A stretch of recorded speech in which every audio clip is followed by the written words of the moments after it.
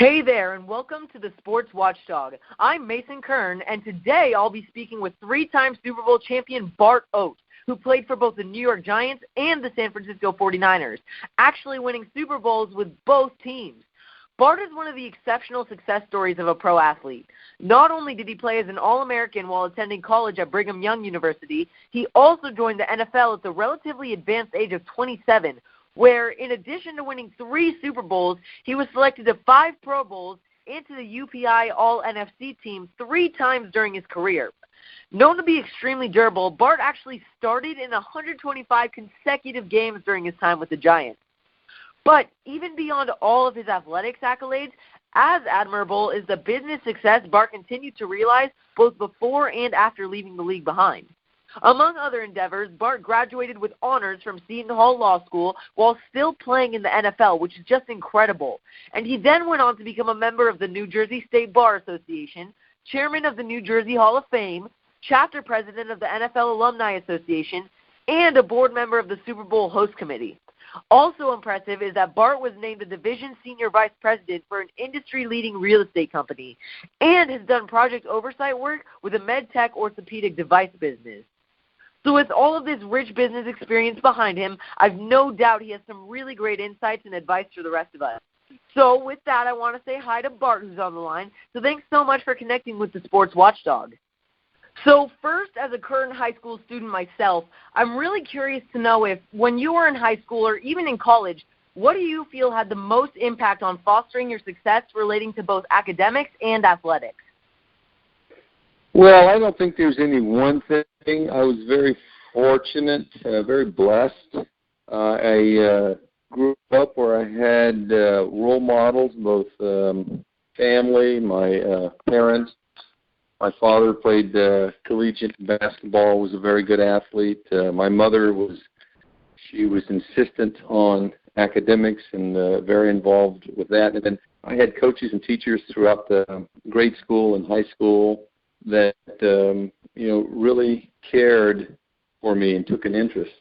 And so I think through that, he gave me a sense of some of my potential and confidence that I could achieve things that maybe coming from I grew up in a little bitty town in the southwest corner of Georgia, a little town called Albany, and grew up this kind of really just an average kid growing up in this small southern town.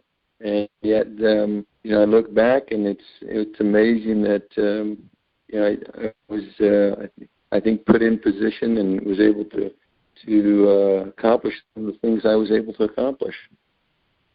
Yeah, I do. I can totally relate to having role models, as you mentioned. And we often do hear about how important and influential heroes and mentors can be. So besides your parents, which you mentioned, do you have anyone in the athletic world or professional world like this in your life at any point? Yeah, I think early on, my high school coach, Carden Dally, was a man of great influence, and one that helped me kind of see some of my potential, particularly as a high school student. Yeah, that's really awesome to hear. How about in the league? You realized so many successes during your time with the NFL. So is there anything specific you can point to that was critical to your achievements throughout, even if it was just a mindset or maybe a habit or discipline you developed? Was there anything like this that you can point to?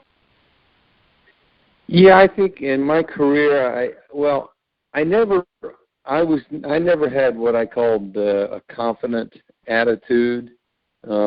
Every year, I went to every game. I went into every season with thought process that I was, I had to fight to be successful, and I never missed a practice. I never missed a game. I was always, I think maybe because I was too uncertain about, if I was going to be able to get back into it. And so I always showed up to work.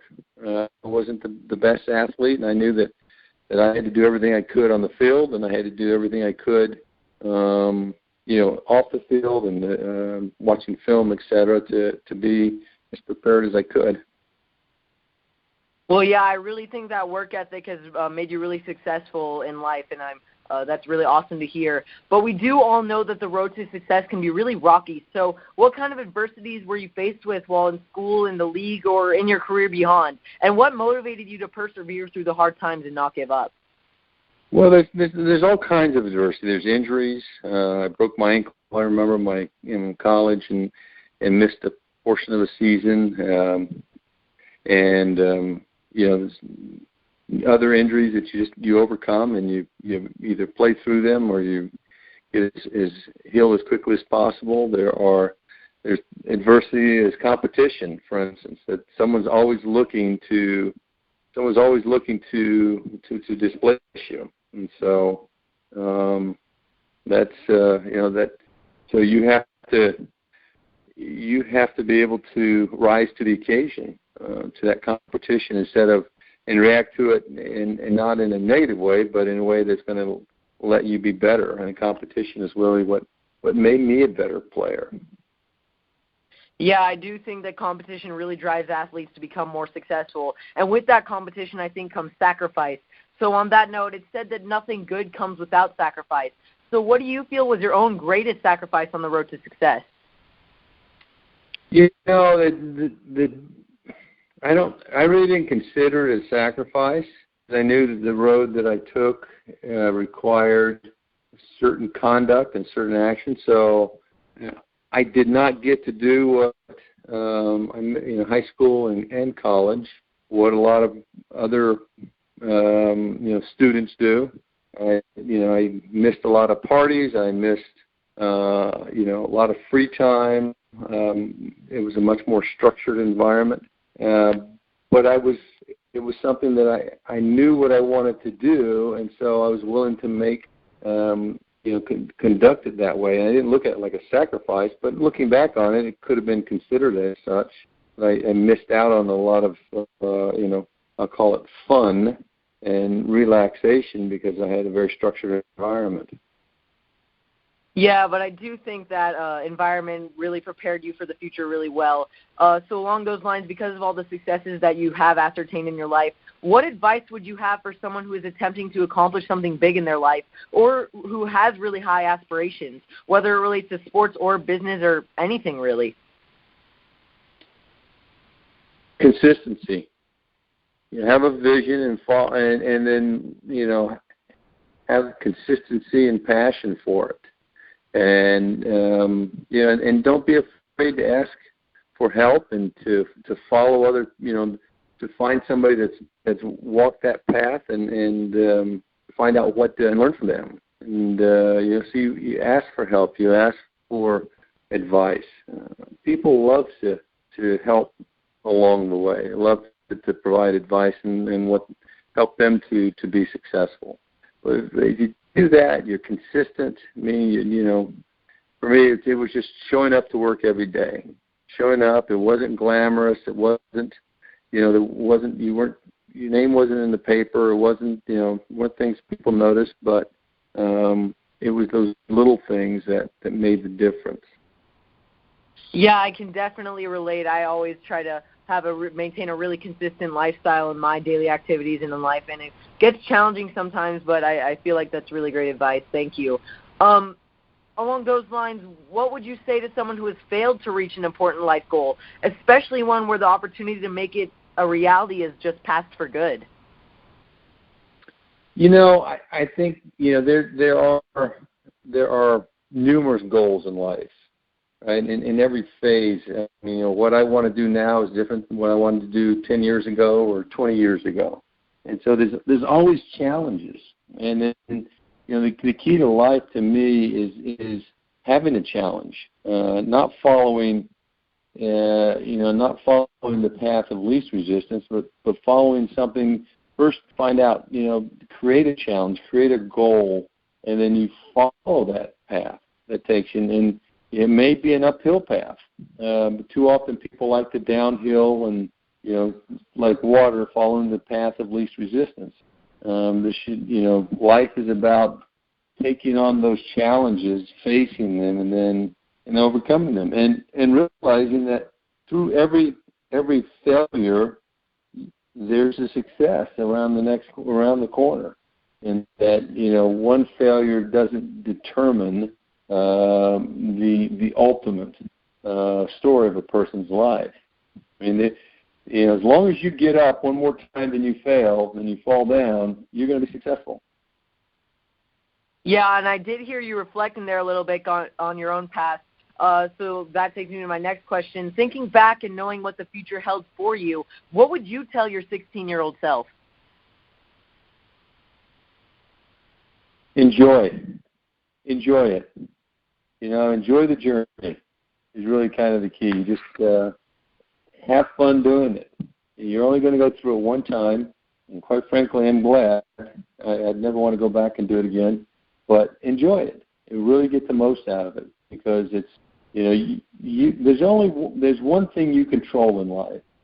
Right? There's lots of things you don't control. You don't control, external things that happen to you. You don't control what other people do or say. You only control how you react to different situations and your attitude, and what you feel. I mean, for instance, nobody can make you angry. Nobody can make you angry, right? There may be circumstances that can lead to it, but you ultimately make that choice. And so as long as you have that, you control that, and you take that ownership, then that's something that you'll control the attitude. You'll control how you're going to respond in whatever situation. You're not going to let the situation dictate how you're going to respond. And so I think, particularly as a 16-year-old without those life experiences, sometimes it's difficult to understand that. And then you tend to, as a 16-year-old, I would tend to react as opposed to being proactive and taking the initiative. Yeah, I do feel like sports are becoming even more demanding with all the competition that surrounds kids nowadays. I feel like people forget that it's supposed to be fun and lighthearted. And on that note, going on a lighter note, do you have any favorite or funny memory from your time in the NFL? Oh, my favorite would have to be the Super Bowl. The Super Bowls, they were all had very blessed again, being in 3 of them and winning all 3. And it was the opportunity to we call it ring the bell, and we were able to do it 3 times. And so it was, those were just great memories. There were opportunities to be with a great group of guys. Yeah, I can only imagine that must have been a really great experience for you and everyone involved. So that was all just really fantastic advice. Any other parting words you want to leave with the audience? Well, I think just looking back in life, it's that I was, again, very blessed. And life has many twists and turns and many opportunities that come your way. And they change when you're young. And the real key is just to keep an open attitude and to keep an open mindset about what potential you have. And regardless of what happens, is that there's always the opportunity to turn things around, and to, even if you haven't achieved the success that you've wanted, or to be able to do the things you've wanted, doesn't mean that you're not going to be able to. And what I found, again, going back to that consistency, as long as you keep trying and you have that vision, it'll ultimately happen. Yeah, definitely. I really feel like I can take that advice to heart. So that was all really great. Thank you for all the advice you shared with us today. You're definitely an inspiration for America's youth and for adults as well. Thank you very much. All right, well, that's it for today, gang. Of course, whoever wants to connect with me, the Sports Watchdog on Twitter, can do so at Sports Watchdog. So until next time, keep your eye on the ball.